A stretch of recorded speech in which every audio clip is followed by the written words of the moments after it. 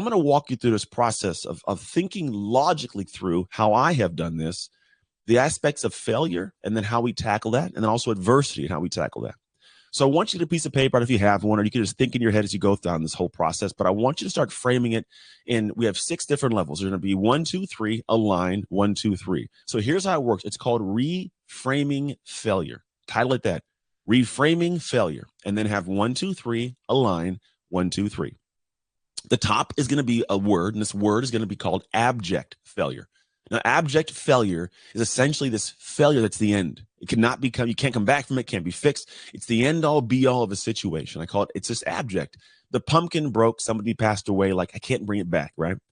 And all these different things, just as a precursor, like it's all different levels of failure that we operate in so we can reframe it and extract a lesson and navigate to better, greener pastures in the future. That's why I'm teaching you this way. So the first we have is called abject failure.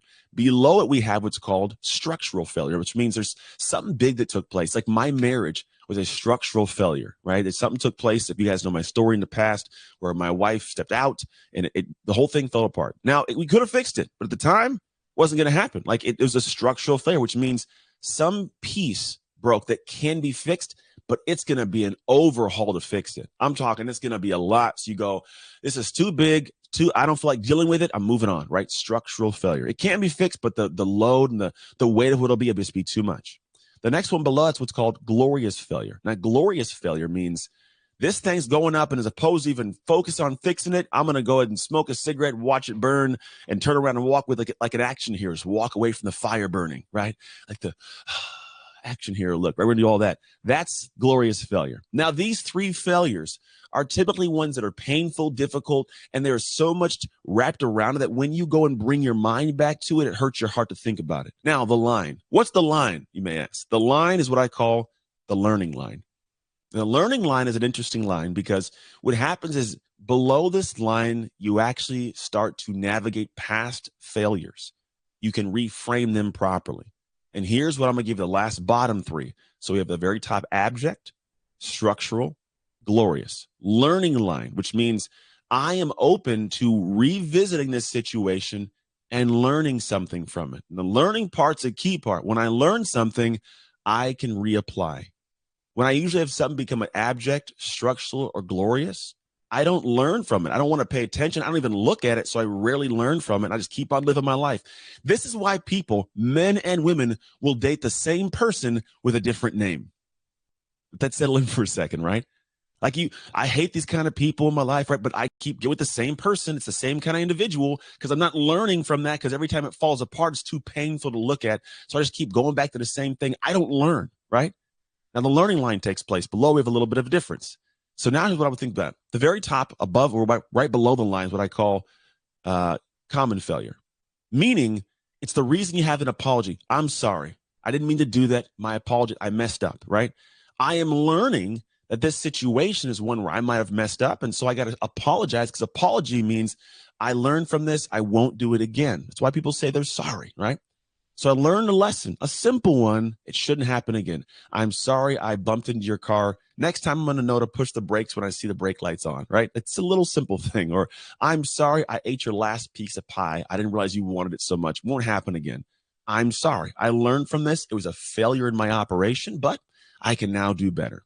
Below common, we have what's called version failure. Version failure is a very good one. I like this one a lot. There's one below that I like the most, but version is pretty good. Here's what it is. Version says this thing took place, a situation unfolded. And I looked at it and I go, hey, you know what? This thing took place, but I learned this from it. I'm going to go and take this and apply a different version of effort, of energy, of focus, of strategy, of tactic, of whatever. I'm going to apply something because I learned that this version had a limitation. This version wasn't perfect. This version has a gap. And so if I look at this version and go, I got some areas to improve, I can now reapply my efforts with an updated version to have a better outcome. The iPhone, I talk about all the time. This is an iPhone, I think 13, right? They got that WWDC coming up here pretty soon. I don't know. Maybe we'll get a new like iPhone 17 that can make you fly. Who knows? But there's the iPhone, right? They at one point had an iPhone 1, just an iPhone, right? And what happened is it went out and the version of it got feedback, and it go, okay, based on the feedback, this thing needs to have this and this, and they could do this faster, and the internet, all this stuff informationally came back because the version went out into the world. They didn't go, all right, no more iPhones, we're done. This thing didn't work out perfect. No, they went, okay, we now know where we can improve for the next version. iPhone 2 will be better. iPhone 3 will be better. Now we're progressing up and up and up. Same thing for us as humans. Maybe in the relationship, the version of you in that relationship didn't allow it to be successful. So when everything fell apart, it doesn't mean that it all fell apart and you're hopeless. No, who you were wasn't patient. Maybe you weren't communicative enough. Maybe you didn't actually go out of your way to sacrifice in certain ways that were necessary.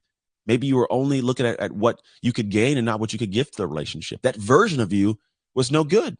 And what happens is people look at these relationships as falling apart and they go, oh, it's structural, or it's abject, it's done. That's why they keep dating the same person with a different name, as opposed to going, you know what? I need to have more self-worth for who I see myself to be. So because of that, I'm not going to allow a person to talk to me like that. So I'm going to know early on I can't be in that relationship with that kind of person, right? It's a simple learning portion, but I've learned that this version of who I was can't keep going into the future. I take this lesson, I move forward, and I start adjusting more and more. Does that make sense? That's how it should work, right? Now, the bottom portion, the very last one, which I think is the most important one, is predictable failure. What is predictable failure? Predictable failure is a beautiful space to live in life because what it doesn't shut you down when something goes wrong. Here's how I have an example of this. I play professional football. I love the game. It's a blast, right?